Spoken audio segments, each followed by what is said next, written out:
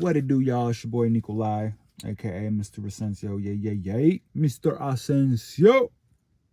So I'm gonna hit it from now on, you know what I'm saying? Like 10 hut. Get everybody up and ready, knowing that I am here and ready. I'm so ready to give you all my cowboy insight, knowledge, and opinion, baby. But not a whole much to talk about. Things are gonna be a little different. I mean, shoot, we as Cowboys fans are posted. We are sitting on our couch for the rest of the way until Super Bowl. We are not going to see our team participating. No, we are not. So it's a little different, but still gonna be great content. We're gonna talk a little bit about everything that's coming out of Cowboys world currently. You know, are we retaining coaches? Are we letting some go? How much change are we already seeing after being knocked out of the playoffs? What is Jerry Jones and company saying? What's Mike McCarthy saying? All that good stuff. And then I'm going to conclude this video with a little bit of just, playoff talk about the teams that are in. And yeah, going to get into that. It's going to be a quick one, hopefully. So first off, let's talk about our boys, right? What's been going on as of late. So usually Jerry Jones, Stephen Jones, they do a radio interview with the local radio over there in Dallas. They usually do that every Monday or Tuesday, the day after the game. And they canceled their interviews for this week. So that got everybody up in a stir, thinking, oh, what's going on? Some big changes coming from Jerry Jones and company. I mean, what y'all want, man? One thing about Jerry Jones is, as much as I hate what he represents in regards to always adding fuel to the fire that is this clown show of an organization, you know what I'm saying? If that all makes sense. Like, he is very much responsible for a lot of that. He wants us to not only do the things that we want to do, and that's make a championship and win one, but he wants us also to be the highest marketed team in all of the world and all that. And it's just like, I don't know if you could do both, right? As much as that is Jerry Jones, you cannot take away from the fact that he is a fan of his team. He loves his team. This is his baby. So I ain't mad at Jerry for not speaking to the public after the game. We all know how Jerry is. He might say things straight off the cuff that just don't need to be said. And it's probably a better idea that he didn't talk to the media. Stephen Jones is a little bit more, plays his cards close to the chest. But I mean, I'm not upset that they didn't say anything. We'll know when things come about what's up. And we do know some things. So let's continue forward and get to those things. First, after talking about Jerry Jones and company, I want to talk about Dak Prescott. I said, I was going to kind of leave him alone and leave him be. But people want to talk about this picture coming out of Dak Prescott at the club, probably in California. I don't know if it was in Dallas. I mean, I would assume it was in California because it was right after the game, apparently. And people are, already like, the haters want to throw that in our face and be like, this is your quarterback. Pathetic. Some of the things that were being said type stuff. I mean, dude, look, what you want from these people? They have plenty of time. Like, I know we all think, oh man, our quarterback should be back at the hotel room looking at film already. That's the quarterback we want. Man, they have plenty of time. That's it. We're not playing this week. It's over. Stop holding on to hope. All the haters, stop throwing hate that isn't warranted. Like, focus on y'all's team. Why are y'all still hating on us? That's the thing about the Cowboys. That's why we're so popular. The haters make us what we are. Y'all hate the Cowboys so much that y'all look for whatever reasons to validate that hate, when at the end of the day, the only validation of why we're hated so much is because y'all continue to hate. It's a little bit of a riddle, but you know what? only for the non-simps, which are most likely not you haters, so probably gonna go over your head. Yeah, but man, leave Dak alone at this point. He went out, apparently dude single, probably out there just trying to get laid, bro. Next, we're gonna talk a little bit about old Mike McCarthy. Mike McCarthy did talk to the media, had a press conference, right? First time we've heard him talk after the post game. And some people within our coaching staff we have moved on from. No names that I think anybody's really concerned about, right? I think going into this whole retaining of coaches and those who are going to leave, it was all really focused on 3 people. Mike, which he's staying, Dan Quinn, and Kellen Moore. Some of the greatest news, right? Like, this was a pleasant surprise for sure. Dan Quinn's staying, y'all. Dan Quinn is staying. Man, gotta be happy about that.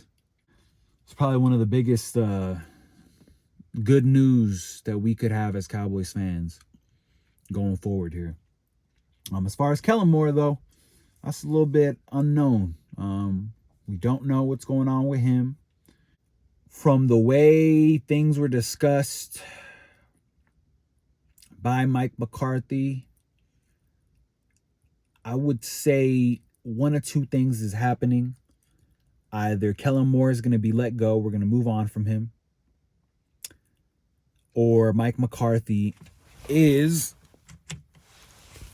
going to keep Kellen Moore around, but kind of give him like an ultimatum, like, hey, you gotta do things here a certain way, or like this is not gonna work, like that's it type deal. And I don't know. I don't even know how that would work out, but because I'm pretty sure throughout the season too, there has to be some frustration coming from Mike McCarthy in regards to Kellen Moore and his play calling. I mean, Mike McCarthy has always been an offensive mind play caller of his team. That's been his thing. Only reason why he wanted to keep Kellen Moore was so that him and Dak could continue on with the rapport that they had, the language of the offense, all that stuff. Maybe Mike takes over again and he's the play caller. Who knows? One thing I will take away from outside of like what Mike McCarthy said in regards to coaching and those that he let go and stuff, and Dan Quinn and Kellen Moore and all that, what I gathered from him talking about the end of this season, the optimism he has in the core group of guys, players rather, that we have here, I liked it.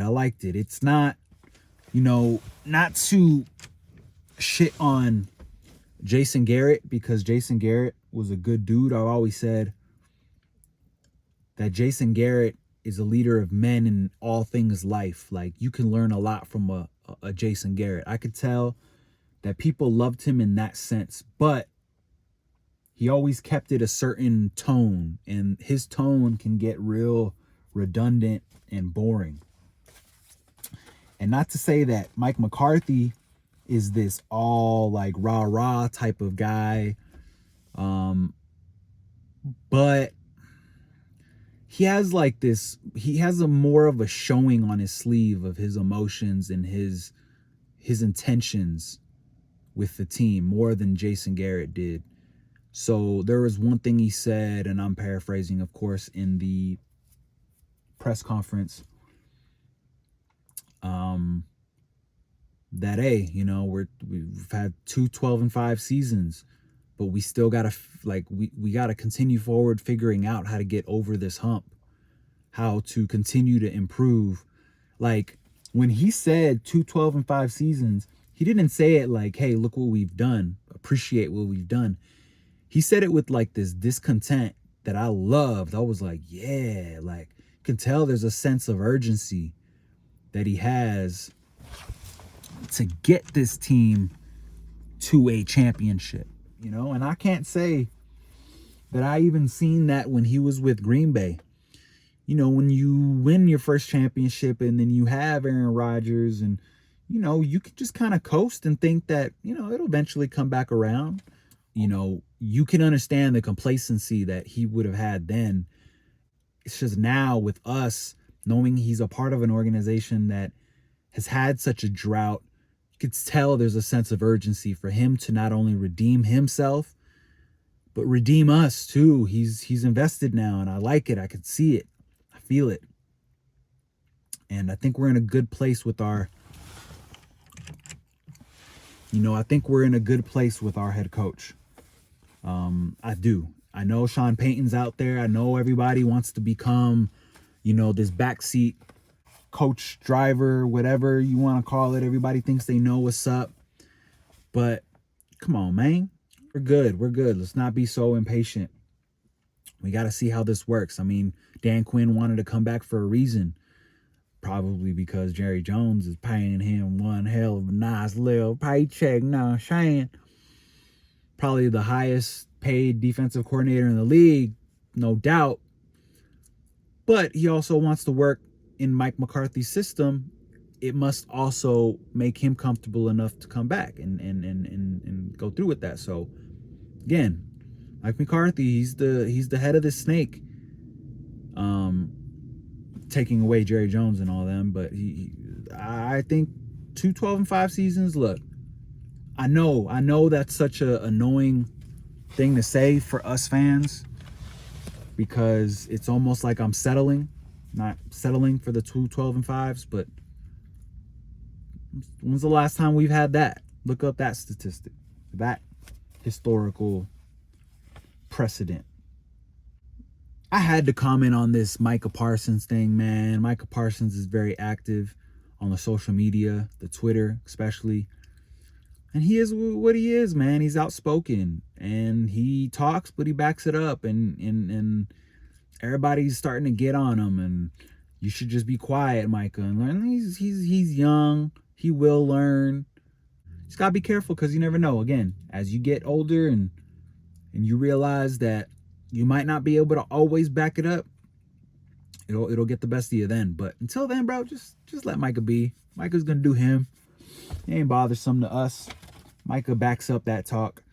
And yeah, man, that's about it as regards to us. Look, again, things to look at as we go forward is definitely going to be the running back position, right? We got to see how that plays out. I mean, Tony Pollard, that's it as far as his contract. We would have to re-sign him.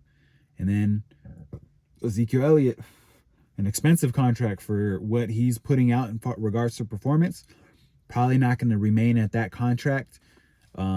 If he doesn't get a pay cut, he might get let go.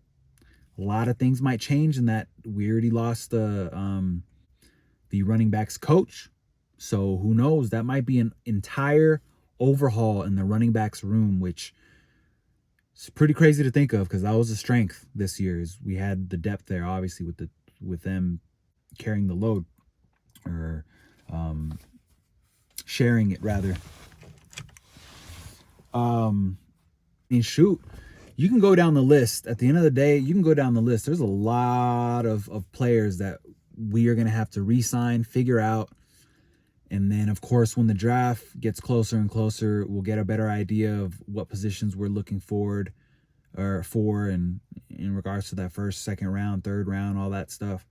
Now, let's talk about these playoffs. Let's talk about the teams that remain. So we got Joe Burrow against Patty Mahomes.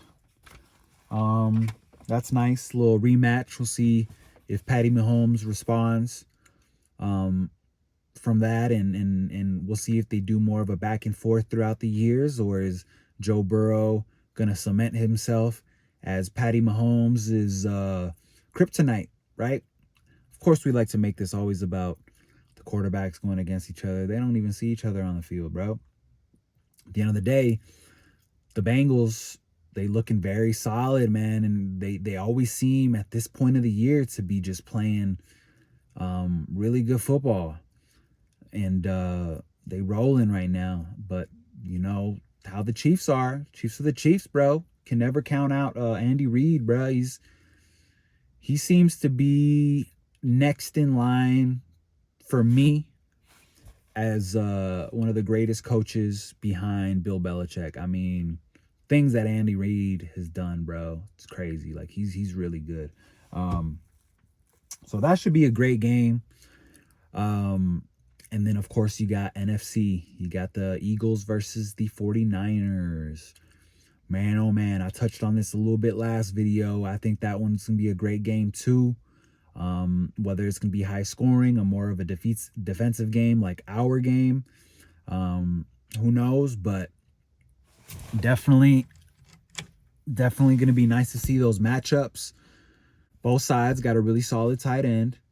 Both sides have really good offensive line play.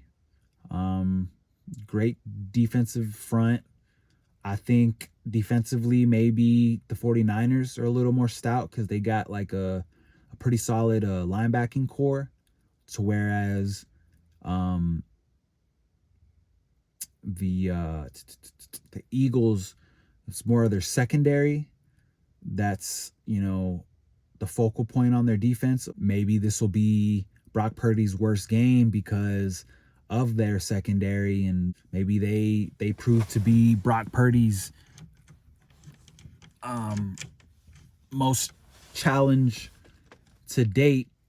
I mean, Diggs and company, I don't think they scared Brock Purdy at all, to be honest with you.